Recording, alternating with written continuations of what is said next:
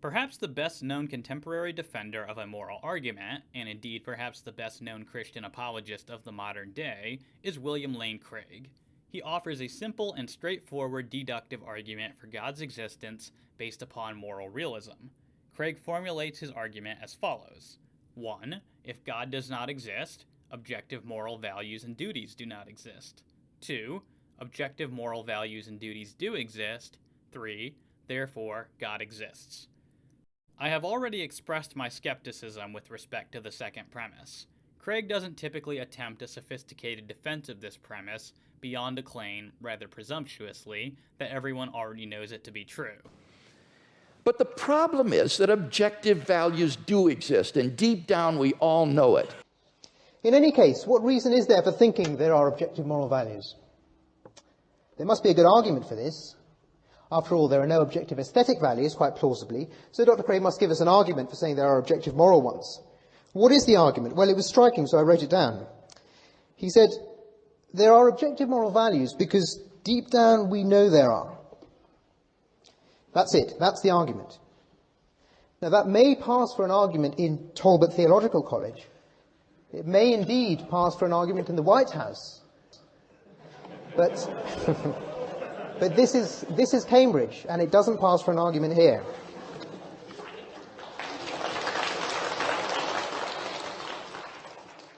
Nevertheless, I will grant the second premise for the sake of argument.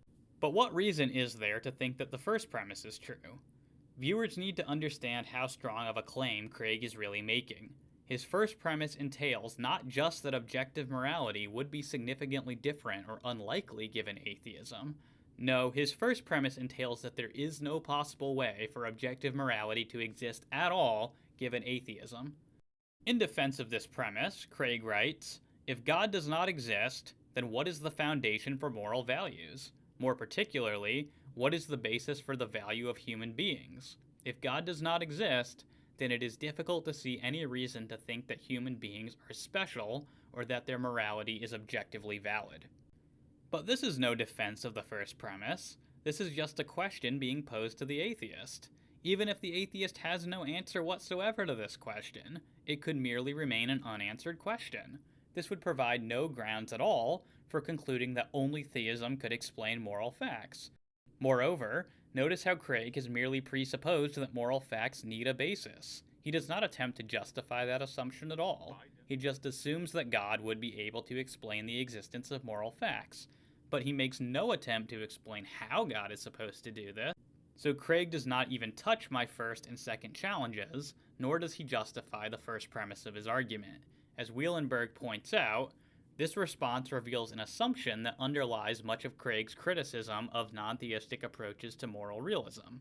Objective morality requires a foundation external to itself. However, there is simply no good reason to accept this assumption.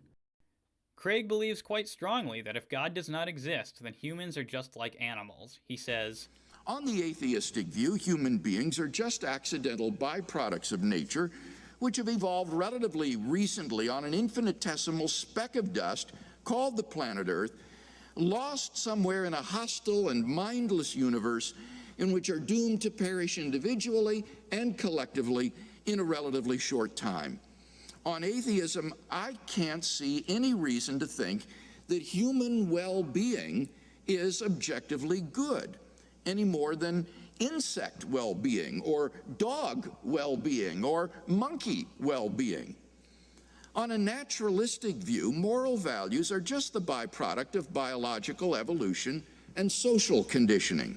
Now these are the only sorts of defenses which Craig gives of the first premise of his argument, and it's difficult to see how Craig is not merely begging the question with statements like this. He asserts that given atheism nothing is really wrong, but that is the very point of contention. That is the premise of his argument which he needs to support.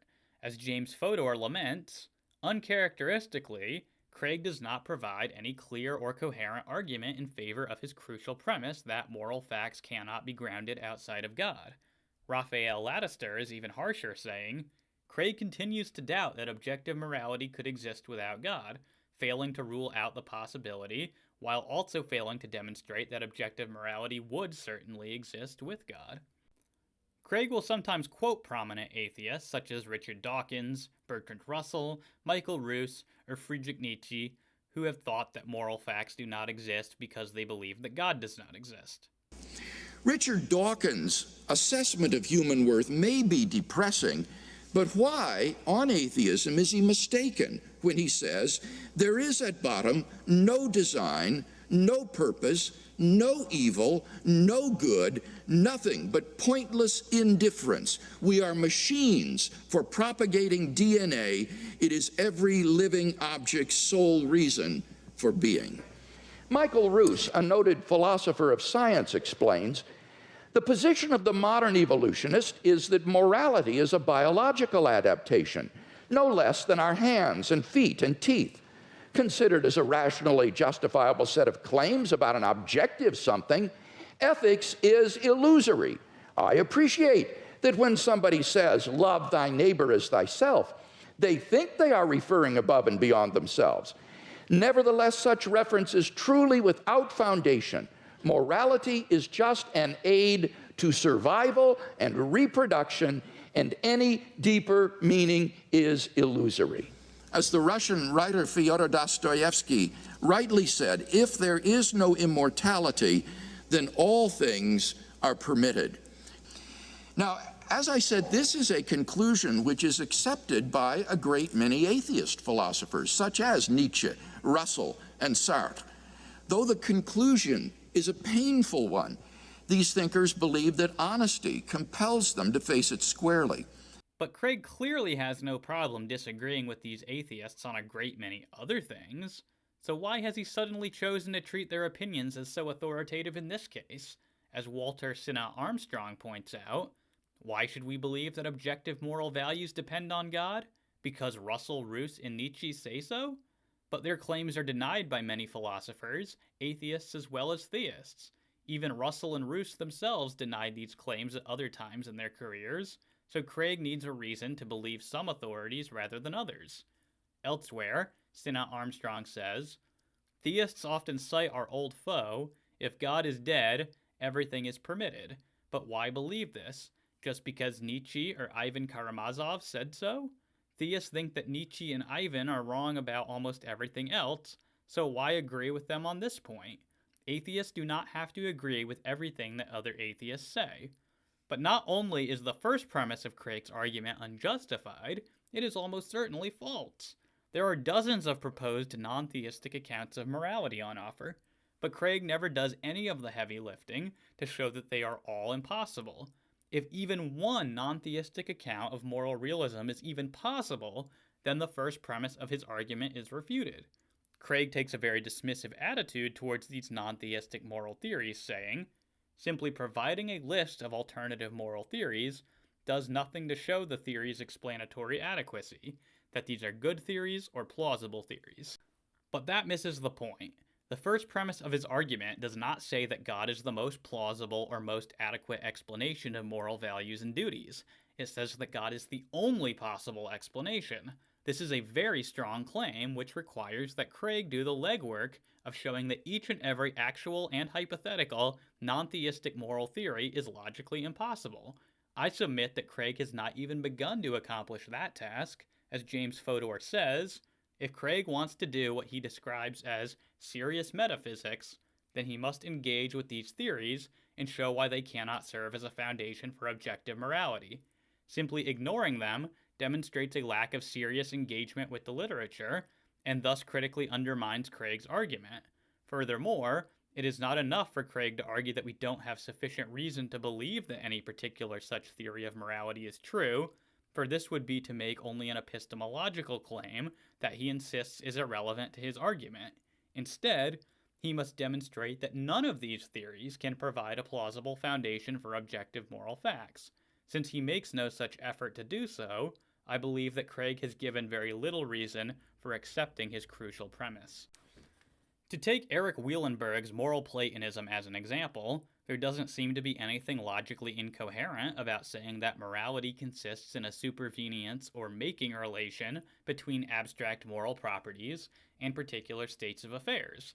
In his interactions with Wielenberg, Craig complains about such things as having no evidence for abstract entities, or finding it ambiguous as to how supervenience is supposed to work, claiming, Platonism is a metaphysical view which is so extravagant that it makes theism, which itself involves substantial metaphysical commitments, look modest by comparison, and objecting that Wielenberg imputes to physical objects causal powers that are mysterious and completely unknown to contemporary physics. But none of these criticisms comes anywhere near to showing that Wielenberg's model is logically contradictory and thus impossible. As long as Wielenberg's model is even possible, the first premise of Craig's argument will be false. If it is possible for atheism to have objective moral values and duties, then it is false to claim that if God does not exist, then objective moral values and duties do not exist. And here we come to the real problem with Craig's first premise. There is only one way to make this first premise work, and that is to define morality in terms of God.